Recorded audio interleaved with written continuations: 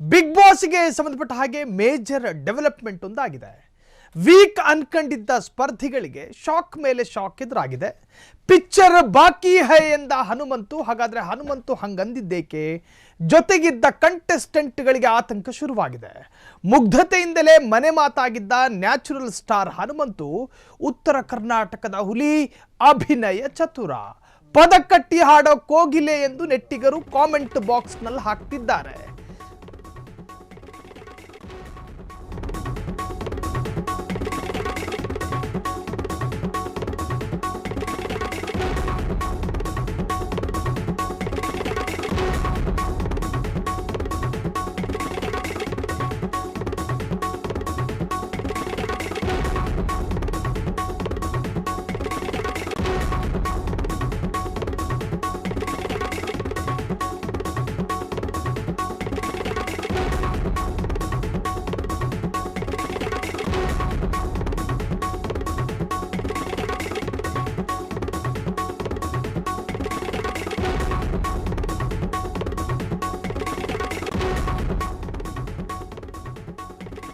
ವಾಮನ ರೂಪದ ಹನುಮಂತನ ವಿಶ್ವರೂಪ ಕಂಡು ಮನೆ ಮಂದಿಗೆ ಈಗ ಬಿಗ್ ಶಾಕ್ ಎದುರಾಗಿದೆ. ವೀಕ್ ಅನ್ಕೊಂಡಿದ್ದ ಸ್ಪರ್ಧಿಗಳಿಗೆ ಇದೊಂಥರ ಶಾಕ್. ಇದು ಪಿಕ್ಚರ್ ಬಾಕಿ ಹೈ ಎಂದ ಹನುಮಂತು. ಹಾಗಾದ್ರೆ ಹಂಗೇಳಿದ್ದೇಕೆ ಹನುಮಂತು?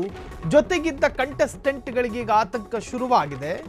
ಮುಗ್ಧತೆಯಿಂದಲೇ ಮನೆ ಮಾತಾಗಿದ್ದಂತಹ ನ್ಯಾಚುರಲ್ ಸ್ಟಾರ್ ಹನುಮಂತುಗೆ ಈಗ ಉಳಿದ ಸ್ಪರ್ಧಿಗಳು ಭಯಪಡುವ ರೀತಿಯಲ್ಲಿ ಈಗ ವ್ಯಕ್ತವಾಗಿರುವಂತಹದ್ದು ಪದಕಟ್ಟಿ ಹಾಡೋ ಕೋಗಿಲೆಯಿಂದ ನೆಟ್ಟಿಗರು ಆಟ ಶುರು ಮಾಡಿ ಬಹಳ ದಿನ ಆಗೈತ್ರಿ ಎಂದ ಹನುಮಂತು. ವಾಮನ ರೂಪದ ಹನುಮಂತನ ವಿಶ್ವರೂಪ ಕಂಡು ಮನೆ ಮಂದಿಗೆ ಬಿಗ್ ಶಾಕ್ ಆಗಿದೆ.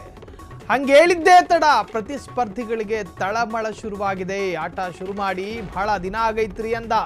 ಹಂಗೇಳಿದ್ದೇ ತಡ ಪ್ರತಿಸ್ಪರ್ಧಿಗಳಿಗೆ ತಳಮಳ ಶುರುವಾಗಿರುವಂತಹದ್ದು. ಹಾಗಾದ್ರೆ ಈ ಬಿಗ್ ಬಾಸ್ ಇನ್ನು ಮುಗಿಯೋದಕ್ಕೆ ಅಂದರೆ ಗ್ರ್ಯಾಂಡ್ ಫಿನಾಲೆಗೆ ಕೇವಲ 1.5 ಅಥವಾ 2 ವಾರಗಳು ಮಾತ್ರ ಬಾಕಿ ಇರುವಂತಹದ್ದು. ಅಲ್ಲಿರ್ತಕ್ಕಂತಹ ಕಂಟೆಸ್ಟೆಂಟ್ಗಳ ಪೈಕಿ ಒಂದಷ್ಟು ಜನರನ್ನು ಫೈನಲ್ಗೆ ಸೆಲೆಕ್ಟ್ ಮಾಡಲಾಗುತ್ತೆ. ಆ ಪೈಕಿ ಹನುಮಂತು ಅಗ್ರಗಣ್ಯ ಸ್ಥಾನದಲ್ಲಿದ್ದಾರೆ. ಈಗಾಗಲೇ ಫೈನಲ್ಗೆ ಆಯ್ಕೆಯಾಗಿದ್ದಾರೆ.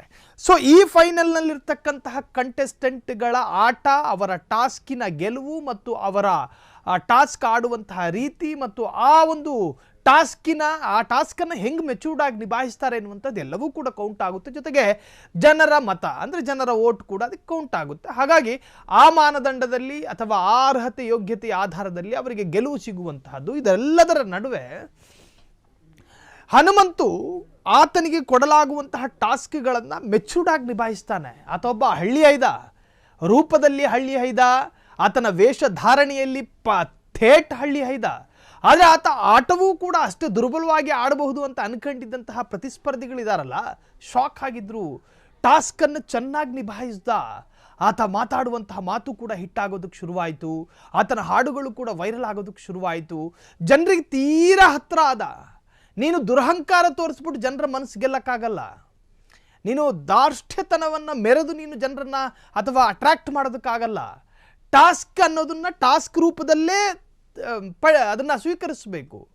ಅಲ್ಲಿ ನಿಷ್ಠೂರತೆ, ಹೊಡೆದಾಟ, ಕೂಗಾಟ, ಅರಚಾಟ, ಕಿರುಚಾಟ ಇವ್ಯಾವೂ ವರ್ಕೌಟ್ ಆಗಲ್ಲ. ಟಾಸ್ಕನ್ನು ಹೆಂಗೆ ನಿಭಾಯಿಸ್ತಾ ಅಂದರೆ ಬುದ್ಧಿವಂತಿಕೆಯ ಹೆಜ್ಜೆಯನ್ನು ಇಟ್ಟ ಹನುಮಂತು ಯಾರ ಜೊತೆಯೂ ನಿಷ್ಠೂರ ಆಗಲಿಲ್ಲ. ಯಾರ ಮುಂದೆಯೂ ನಾಲಿಗೆನ ಹರಿಯಬಿಡಲಿಲ್ಲ.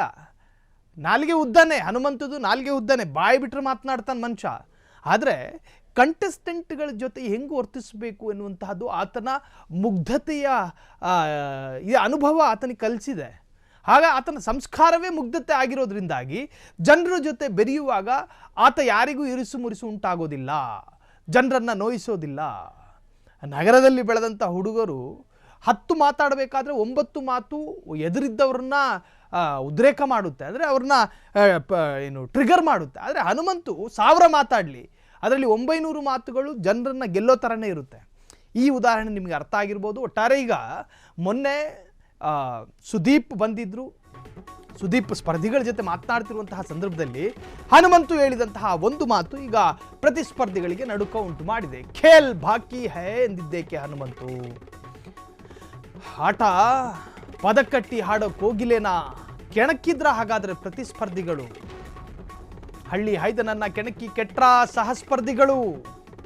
ಹಾಗಾದ್ರೆ ಹಳ್ಳಿ ಹೈದನನ್ನ ಯಾರಾದ್ರೂ ಕೆಣಕಿದ್ರ? ಫೈನಲ್ ಬಂದಿರೋ ಹನುಮಂತು ಜಯಭೇರಿ ಬಾರಿಸೋದು ಮಾತ್ರ ಪಕ್ಕಾನ? ಹಾಗಾದ್ರೆ ಹನುಮನೇ ಬಿಗ್ ಬಾಸ್ ಆಗ್ತಾರೆ ಎಂದು ಅಭಿಮಾನಿಗಳ ಸಂಭ್ರಮ ಕಾಮೆಂಟ್ ಬಾಕ್ಸ್ನಲ್ಲಿ ವ್ಯಕ್ತವಾಗ್ತಾ ಇದೆ. ಆಟದಲ್ಲಿ ಎಲ್ಲರನ್ನ ಹಿಂದಿಕ್ಕಿ ಓಡ್ತಿರೋ ಹನುಮಂತುವಿನ ಓಟಕ್ಕೆ ಪ್ರತಿಸ್ಪರ್ಧಿಗಳೆಲ್ಲ ಹಿಂದೆ ಉಳಿದಿದ್ದಾರೆ. ಹನುಮಂತು ಓಡ್ತಿರೋ ಓಟಕ್ಕೆ ಪ್ರತಿಸ್ಪರ್ಧಿಗಳಿಗೆ ಆತಂಕ ಶುರುವಾಗಿದೆ. ಬಿಗ್ ಹೌಸ್ ಗೆಲುವಿನ ಟ್ರೋಫಿ ಎತ್ತುತ್ತಾರಾ ಹನುಮಂತು? ಕೇಲ್ ಬಾಕಿ ಹೇ ಎಂದಿದ್ದಕ್ಕೆ ಹನುಮಂತು. ಮೊನ್ನೆ ನಾವು ಕೆಲ ದೃಶ್ಯಗಳನ್ನು ಕೂಡ ನಿಮಗೆ ತೋರಿಸ್ತಾ ಇದ್ವಿ. ಈ ಹನುಮಂತುವಿನ ಮೇಲೆ ಜನ ಹೆಂಗೆ ರಿಯಾಕ್ಟ್ ಮಾಡ್ತಾ ಇದ್ದಾರೆ ಹೊರಗಡೆ ಅಂತ. ಈ ಯಾವ ವಿದ್ಯಮಾನಗಳು ಕೂಡ ಒಳಗಿರೋ ಕಂಟೆಸ್ಟೆಂಟ್ಗಳಿಗೆ ಗೊತ್ತಾಗಿರೋದಿಲ್ಲ. ಸೊ ಜನರ ಹತ್ತಿರ ಯಾವಾಗ ಒಬ್ಬ ಸ್ಪರ್ಧಿ ಆಗ್ತಾನೋ ಆ ಸ್ಪರ್ಧಿಯ ಖ್ಯಾತಿಯು ಕೂಡ ದಿನದಿಂದ ದಿನಕ್ಕೆ ಬೆಳೀತಾನೆ ಇರುತ್ತೆ. ಒಂದು ಹನುಮಂತು ಮಾತನಾಡುವ ರೀತಿ, ಇನ್ನೊಂದು ಆ ಹಳ್ಳಿ ಹೈದನ ಕಂಠದಿಂದ ಹೊರಬರುವಂತಹ ಸಂಗೀತ, 3 ಟಾಸ್ಕನ್ನು ನಿಭಾಯಿಸೋ ರೀತಿ, 4 ಸಹಸ್ಪರ್ಧಿಗಳ ಜೊತೆ ಇರುವಂತಹ ರೀತಿ, ಜೊತೆಗೆ ಆತನ ವರ್ತನೆ, ಜೊತೆಗೆ ಆತನ ಹವ್ಯಾಸ, ಜೊತೆಗೆ ಆತನ ಅಮಾಯಕ ನಗು, ಈ ಎಲ್ಲ ಬೆಳವಣಿಗೆಗಳಿದಾವಲ್ಲ ಹನುಮಂತುವನ್ನು ಮತ್ತಷ್ಟು ಉತ್ತುಂಗಕ್ಕೆ ತೆಗೆದುಕೊಂಡು ಹೋಗಿದೆ. ಒಟ್ಟಾರೆ ಮೊನ್ನೆ ಸುದೀಪ್ ವೀಕೆಂಡ್ ಸಂದರ್ಭ ಸಹಸ್ಪರ್ಧಿಗಳ ಜೊತೆ ಅತಿ ಸಂಬೋಧನೆ ಮಾಡ್ತಾರೆ, ಅಂದರೆ ಮುಖಾಮುಖಿ ಮಾತನಾಡ್ತಾರೆ. ಅಲ್ಲಿರ್ತಕ್ಕಂತಹ ಕಂಟೆಸ್ಟೆಂಟ್ಗಳ ನ್ಯೂನ್ಯತೆ, ವೈಫಲ್ಯ, ಜೊತೆಗೆ ಅವರ ಸಕ್ಸಸ್ಸು ಎಲ್ಲದರ ಬಗ್ಗೆಯೂ ಕೂಡ ಅಲ್ಲಿ ಮಾತನಾಡಲಾಗುತ್ತೆ. ಸೊ ದಿನದ ಪೂರ್ತಿ ಖಾಲಿ 1 ಗಂಟೆಯಲ್ಲಿ ನಮಗೆ ತೋರಿಸಲಾಗುತ್ತೆ ಸ್ಕ್ರೀನ್ ಮೇಲೆ. ಸೊ ಆ ಸಂದರ್ಭದಲ್ಲಿ ಹನುಮಂತುವ ಜೊತೆ ಒಂದು ಪ್ರಶ್ನೆಯನ್ನು ಕೇಳ್ತಾರೆ ಸುದೀಪ್. ಆ ಸಂದರ್ಭ ಹನುಮಂತು ಹೇಳಿದಂತಹ ಒಂದು ಸಾಲಿತ್ತಲ್ಲ, ಆ ಸಾಲಲ್ಲಿ ಆತ ಮುಂದೆ ಮಾಡಬಹುದಾದಂತಹ ಪರಿಶ್ರಮವನ್ನು ವ್ಯಕ್ತಪಡಿಸ್ದ. ಆತ ಏನು ಹೇಳ್ದ? ಈಗಷ್ಟೇ ಶುರು ಮಾಡೀನ್ರಿ ಅಂದ. ಈಗಷ್ಟೇ ಶುರು ಮಾಡ್ಕೊಂಡಿದ್ದೀನಿ ಆಟನ, ಪಿಕ್ಚರ್ ಇನ್ನೂ ಬಾಕಿ ಇದೆ ಅನ್ನುವಂಥ ಅರ್ಥದಲ್ಲಿ ಹನುಮಂತು ಮಾತಾಡಿದ್ದು. ಈಗ ಮನುಷ್ಯ ಸ್ವಾಭಾವಿಕ, ಮನಸ್ಸಲ್ಲಿ ಏನಿರುತ್ತೋ ಅದೇ ನಾಲಿಗೆಯಲ್ಲಿ ಬರೋದು. ಅದು ಮಾತಾಡುವ ಭರದಲ್ಲೂ ಬಂದಿರಬಹುದು, ಅಥವಾ ಹೇಳಲೇಬಾರ್ದು ಅಂತ ಅನ್ಕೊಂಡ ಜನ ಕೂಡ ಕೆಲವೊಮ್ಮೆ ಹೇಳಿಬಿಡ್ತಾರೆ ಸತ್ಯನ. ಹಂಗಿದ್ದಾಗ ಹನುಮಂತು ಹೇಳಿದ ಒಂದು ಮಾತು ಈಗ ಉಳಿದ ಕಂಟೆಸ್ಟೆಂಟ್ಗಳಿಗೆ ಒಂಥರ ಭಯ. ಅದು ಆಟದಲ್ಲಿ ಸ್ವಾಭಾವಿಕ, ನಾನೇ ಗೆಲ್ಲಬೇಕು ಅಂತ ಪ್ರತಿ ಕಂಟೆಸ್ಟೆಂಟ್ಗಳಿಗೂ ಕೂಡ ಆಸೆ ಇರ್ತವೆ. ಸೊ ನನಗೆ ಯಾರು ಕಾಂಪಿಟೇಟರ್ ಇರಬಾರ್ದು, ಪ್ರತಿಸ್ಪರ್ಧಿಗಳು ಇರಬಾರ್ದು ಅಂಥೇಳಿ ಪ್ರತಿಯೊಂದು ಸ್ಪರ್ಧಿಗೂ ಇರಬಹುದಾದಂತಹ ಒಂದು ಸ್ವಾಭಾವಿಕ ಗುಣ. ಹಂಗಿದ್ದಾಗ ಎಲ್ಲೋ ಒಂದು ಕಡೆ ದಿನದಿಂದ ದಿನಕ್ಕೆ ಹನುಮಂತು ಸ್ಟ್ರಾಂಗ್ ಆಗ್ತಾ ಇದ್ದಾನೆ. ದಿನದಿಂದ ದಿನಕ್ಕೆ ಹನುಮಂತು ಎಲ್ಲ ಟಾಸ್ಕ್ಗಳಲ್ಲೂ ಗೆಲುವು ಸಾಧಿಸ್ತಿದ್ದಾನೆ. ದಿನದಿಂದ ದಿನಕ್ಕೆ ಹನುಮಂತು ಪರ ಮಾತನಾಡುವಂಥ ಜನರು ಜಾಸ್ತಿ ಇದ್ದಾರೆ. ಹೀಗಿದ್ದಾಗ ಒಂದು ವೇಳೆ ನಮ್ಮನ್ನು ಹಿಂದಿಕ್ಕಿ ಹನುಮಂತು ಏನಾದರೂ ಗೆದ್ದು ಬಿಟ್ಟರೆ ಅಂಥೇಳಿ ಸ್ವಾಭಾವಿಕ ಉಳಿದ ಕಂಟೆಸ್ಟೆಂಟ್ಗಳಿಗೆ ಆ ತರಹದೊಂದು ಯೋಚನೆ ಬರುವಂತಹದ್ದು ಸಹಜ.